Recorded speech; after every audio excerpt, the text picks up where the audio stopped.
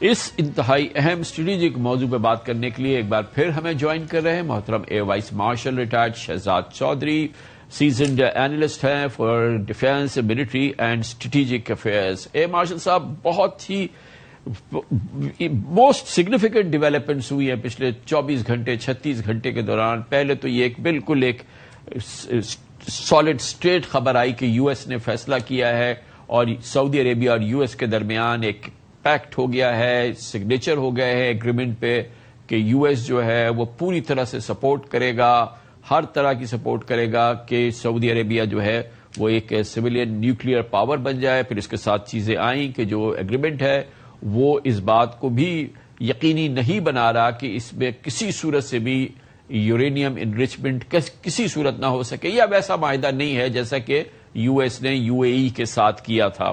یہ ایک بہت بڑی ڈیولپمنٹ تھی جس کا مقصد یہ تھا کہ مشرق وسطی کے اندر ایک نئی جوہری قوت پیدا ہو رہی ہے، وہ سعودی عربیہ ہے، اور اس کی بھرپور حمایت امریکہ کرے گا جو وہاں پہ نیوکلیئر پلانٹ بنائے گا، اور اس کے لیے ویسٹنگ ہاؤس جو امریکن کمپنی ہے وہ اس کی انیشیٹو لے گی۔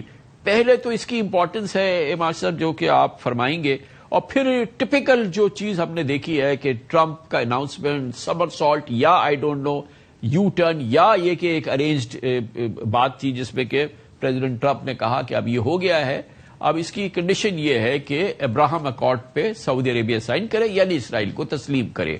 بہت ہی انٹریگنگ ڈیولپمنٹس ہیں ہمارے صاحب۔ بے شک اور گیم چینجنگ میں کہوں گا، یہ ریجن کو بدلنے والی چیز ہے، یہ اتنا بڑا فیصلہ ہے۔ یہی ایک فیصلہ تھا جس کے نہ ہونے کی وجہ سے ہم سوچ رہے تھے کہ شاید یہ خطہ کسی طریقے سے پرامن رہ جائے۔ اللہ کرے ابھی بھی پرامن ہو۔ سعودی عربیہ ہمارا حلیف ہے، ہمارا بھائی ہے، ہمارا دوست ملک ہے، اور پاکستان کی کمٹمنٹ ہے سعودی عربیہ کے ساتھ۔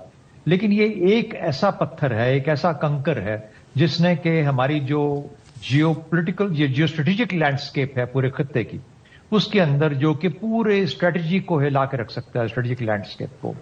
آپ نے سعودی عربیہ کا ذکر کیا، یو اے ای کے پاس اس وقت 4 ایسے جوہری سویلین جوہری پروگرامز ہیں یا ریئیکٹرز ہیں جو کہ ساؤتھ کوریا سے لیے گئے ہیں۔ اچھا، جہاں جہاں پہ اس قسم کے ریئیکٹرز آ جاتے ہیں وہاں پر ایک سینٹریفیوج کی انرچمنٹ کا طریقہ، پلوٹونیم کی ری پروسیسنگ کا طریقہ، یہ آہستہ آہستہ بننا شروع ہو جاتا ہے۔ جب آپ کو انہی پلانٹس کو لے کے چلنا ہوتا ہے تو اس کے فیول کو بنانے کے لیے آپ کو انرچمنٹ چاہیے ہوتی ہے۔ اس میں پلوٹونیم ایک ویسٹ کے طور پر نکلتا ہے۔ اگر آپ اس پلوٹونیم کو جمع کر کے اس کو ریفائن کرنا شروع کر دیں تو بہت کم پلوٹونیم ایک بہت بڑا بام کی شکل میں آپ کے یہاں آپ کو ملنا شروع ہو جائے گا۔ ایک جوہری لینڈسکیپ کے طور پہ، فٹ پرنٹ پہ ہمارے ریجن کے اندر، ترکی کے اندر اس وقت 4 عدد روس کے بہت بڑے جو روس سے خریدے ہوئے اس وقت ترکی کے اندر نیوکلیئر پاور پلانٹس ہیں۔ ایران کے اندر بوشہر، اور اس کے علاوہ 3 اور جو کہ بن رہے ہیں، 2 بن رہے ہیں اور ایک اور ان پائپ لائن ہے، نہیں بننے دیا جا رہا ظاہر ہے بیکاز آف ایران کے حالات کی وجہ سے۔ لیکن روس نے 4 ایسے ہی power plants, nuclear power plants Iran کو بیچے ہیں۔ روس نے 6 ایسے پاور پلانٹس انڈیا کو بیچے ہیں۔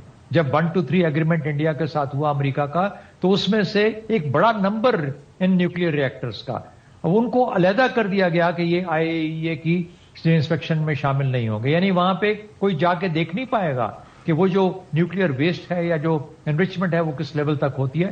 بہرحال وہ کیونکہ ایک اسٹیبلشڈ نیوکلیئر ملک تھا تو اس لیے اس کا جو سٹاک پائل ہو رہا ہے، جمع ہو رہا ہے، اس کو اوپر شاید ہم ایزیوم کر سکتے ہیں کہ کتنا جمع ہو رہا، کتنی پروڈکشن ہے، اس کے حساب سے کتنا نکلتا ہے، ویسٹ نکلتا ہے، وہاں سے کتنا پلوٹونیم نکلتا ہے، وغیرہ وغیرہ وہ چیزیں۔ تو اس لیے یہ ورکیبل چیزیں ہیں، لیکن بہر صورت ان کی انسپیکشن کی ضرورت وہاں ہوتی ہے جہاں پہ آپ سویلین معاہدہ کرتے ہیں اور اس کے بعد کہتے ہیں کہ میں اس کو صرف سویلین کے لیے یوز کروں گا اور میری انرچمنٹ اتنے فیصد سے اوپر نہیں جائے گی۔ عام طور پہ 5% کا جو انرچمنٹ ہوتی ہے وہ کافی ہوتی ہے، لیکن ایران نے جس طریقے سے کیا کہ ایران کہاں سے کہاں بات لے گیا، 60% تک انرچمنٹ اپنی کر کے لے گیا۔ آج بھی کہتے ہیں کہ ایران کا پک ایکس میں ماؤنٹینز جو ہیں وہاں پر انہوں نے اپنے بہت سارے سینٹریفیوجز آلریڈی پچھلے سال کے بعد سے ٹرانسفر کر دیے۔ اب کیا وہ 60% نکال کے جہاں جہاں پہ ہو سکتا ہے، جہاں ان کے ہاتھ آئے گا، اس کو 90% تک لے جایا جائے گا. یہ تو ماشاء صاحب بہت امپورٹنٹ بیک گراؤنڈ ہے، لیکن یہ جو ابھی کرنٹ ڈیولپمنٹ ہے کہ Saudi Arab should become a nuclear power, اور اس میں جو ہے وہ بہت ہی آل انکمپاسنگ، بہت ہی سالڈ چیز، U S backing, U S companies, یہ سب ہونا. اور آپ کے خیال میں از دس اے سرپرائز کہ اس کے فوراً بعد جو ہے یہ آیا کہ آپ ابراہیم اکارڈ کو ایکسپٹ کریں؟ تو یہ سرپرائز ہے آپ کے خیال میں؟ میں اس سے پہلے ذرا تھوڑا کمپلیٹ کر لوں پچھلی بات کو، بہت ضروری ہے وہ سمجھنا. جی کہ جب یہ کہا جاتا ہے کہ صرف سویلین نیوکلیئر ہوگا، ایسا نہیں ہوتا. جو ہی ایران ایک نیوکلیئر رستے پہ چل پڑا ہے، اور جب تک اس کو روکا نہیں جائے گا، اور یہ اسی لیے کمٹمنٹ تھی اس MOU کے اندر کہ آپ یہ رستہ اختیار نہیں کریں گے. آپ ترکی کو نہیں روک سکتے، آپ مصر کو نہیں روک سکتے، آپ سعودی عربیہ کو نہیں روک سکتے. تو کیا ہوگا؟ ایک لڑی ہے، چین، بھارت، پاکستان، ایران، اس سے آگے ترکی، کیا سعودی عربیہ، پھر ادھر سے مصر. تو یہ تو ایک ہم ایندھن پہ، نیوکلیئر ایندھن پہ بیٹھے ہوئے ملک، یہ کسی بھی وقت کسی بھی لغزش سے پھٹ سکتا ہے. ہم محسوس نہیں کر رہے، ہم احساس نہیں کر رہے کہ ہم کس رستے پہ چل پڑے ہیں اس طرح کی چیزوں کے بعد. اس کو مینج کرنا، کنٹرول کرنا بہت مشکل ہو جائے گا ایک ایسے انٹرنیشنل انوائرمنٹ میں جہاں انٹرنیشنل جو آپ کی کووننٹس ہیں وہ اب ایکسیپٹیبل نہیں ہے. کوئی کہتا ہے یہ میرے قبضے میں یہ علاقہ ہے، میں اس کے اوپر جو چاہوں گا کروں گا. جب آپ اس قسم کا lack of rule of law, rule based order ختم ہو جائے گا، نہیں ہوگا، تو پھر کسی کو روکنا امپاسبل ہو جائے گا.